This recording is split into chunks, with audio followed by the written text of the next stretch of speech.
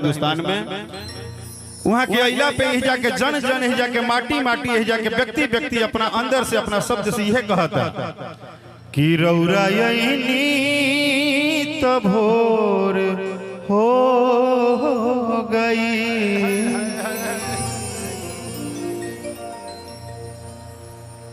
सोचिए ये मिट्टी कितनी बड़ी है जिस मिट्टी पे इतना बड़ा सुपरस्टार जन्म लिया है। मेरा नागेंद्र उजाला भाई जो कि अद्भुत, मतलब इनका गाना ने पूरे भारत में तहलका मचा दिया था। एक भाई के लिए आप लोग ताली बजा दो। इस मिट्टी का ये सौभाग्य है कि मेरा भाई और मेरा भाई गजब का स्टार है भाई। मजा आ गया गुरु, आज मिले आपसे, मजा आ गया।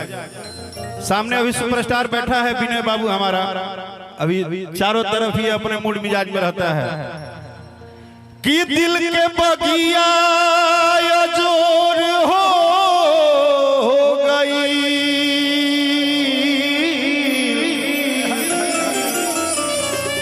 कि दिल के बगिया जोर हो गई,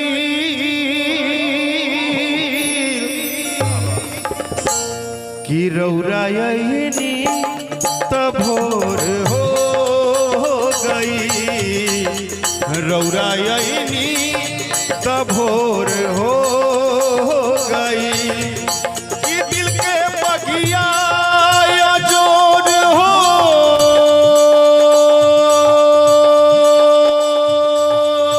गई, कि दिल के बगिया जोर हो गई। जय हो जय हो।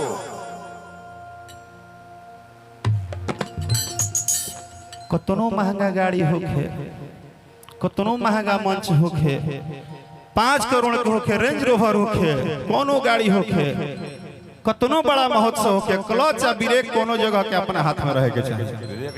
सही बात बना, तनी जोर से बोल भाई, सही बात बना। अभी बुझाती के धीरे धीरे आई, अभी तो 2020 शुरू नहीं थे भाई।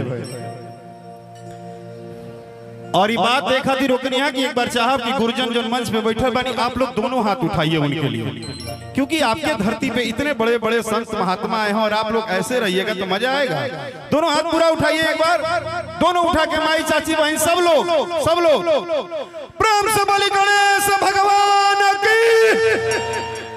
और दोनों हाथ गिराइएगा मत, इतने कमजोर आप लोग नहीं हैं। गोपालगंज इतना कमजोर माटी नहीं है महाराज जितना आप लोग कमजोरी दिखा रहे। दोनों हाथ उठाइए पूरा, और स्वागत में ताली बजा के कहिए कि रौरा यही तब भोर हो गई, रौरा यही तब भोर हो गई, कि दिल के बगिया जोर हो गई, कि दिल के बगिया जोर हो गई।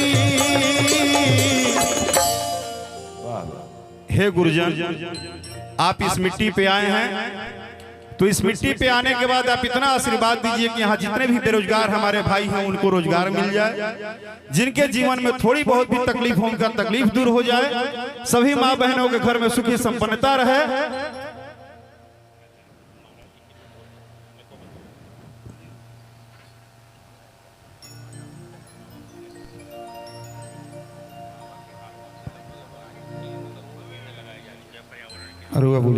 अच्छा बात, जैसा आदेश आइल बा, सबसे पहले गुरुजन बैठल बानी तो आपके स्वागत खातिर एगो हम कोशिश करब। जाने अनजाने में छोट लड़का बानी, अगर कोनो त्रुटि हो जाए तो क्षमा कर देव सब।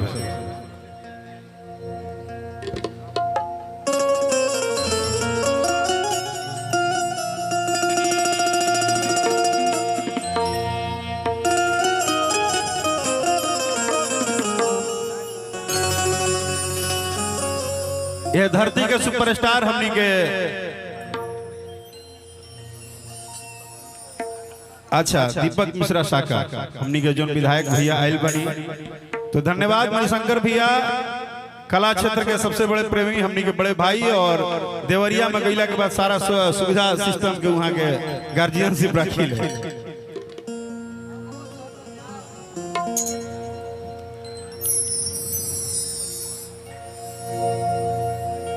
हो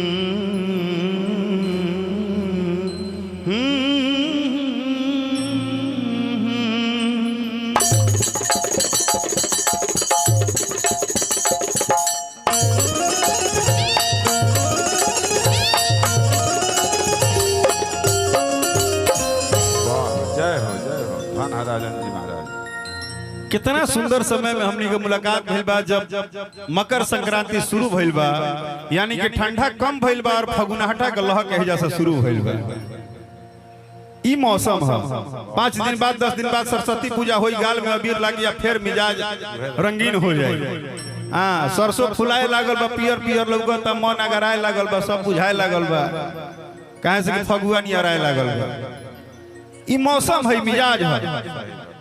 लेकिन स्वागत रतिकांत भैया, आपका स्वागत गीत हम गा रहे हैं, ध्यान दीजिएगा। कि रौरायनी